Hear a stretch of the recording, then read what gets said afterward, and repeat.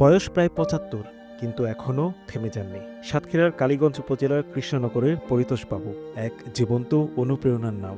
৬ দশক ধরে তিনি করে চলেছেন নরসুন্দরের কাজ, কিন্তু তার এই সেবা শুধুই পেশা নয়, এ যেন এক নিঃস্বার্থ মানবিক সাধনা। সকাল ৭টায় ঘুম থেকে উঠে গ্রামের পথে বের হন, কারো উঠানে, কারো বারান্দায় বসে চুলদাড়ি কাটেন। ১০টার দিকে চলে আসেন বাজারের ছোট্ট দোকানে, সেখানেই চলে নিরলস সেবা দুপুর পর্যন্ত। এই বয়সে ও লোক চুল কাটে, কখনো টাকা নেয়, কখনো এনে যার কাছে যা টাকা সে তার দিয়ে যায়। আমরা বহুদিন লোকের কাছে চুল কাটি, ধরো ছোটবেলাতে আমার কাছে কাটে, রাত দুপুর বেলায় গিয়ে কাটি দিয়ে আসে। কিন্তু কাজ এখানেই শেষ নয়। দুপুরের খাবার শেষ করেই আবার বেরিয়ে পড়েন হাটবাজারে, আর সন্ধ্যা নামলেই তার সঙ্গী হয় পুরনো সেই হারিকেন।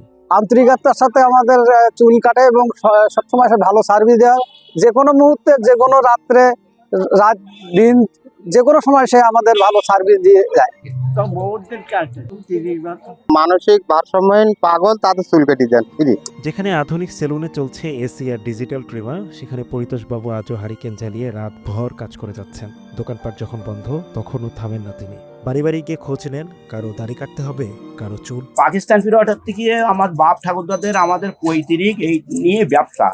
আমাদের যেখান থেকে 2 আনা 4 আনা 8 আনা যেভাবে দেশে ছোটোবেলার থেকে সেইভাবে পাকিস্তান পিরিয়ডটা নিছি। এখন 2 টাকা 5 টাকা 10 টাকা 20 টাকা যেভাবে দেয় তার সেইভাবে করি। কাঙাল গরিব গ্রুপ যারা পয়সা দিতেও পারে না, তাদের কাজও কোনো আমি এমনি কাজ করে যাই, তাদের সেবা করি, খেদমত করি। আধুনিকতার এই যুগে পরিতোষবাবুর মতো মানুষেরাই প্রমাণ দিচ্ছেন মানবিকতাই সবচাইতে বড় পরিচয়। হারিকেনের আলোয় আলোকিত এই মানুষটি শেখান, প্রযুক্তি নয়, দরকার হৃদয়ের আলো।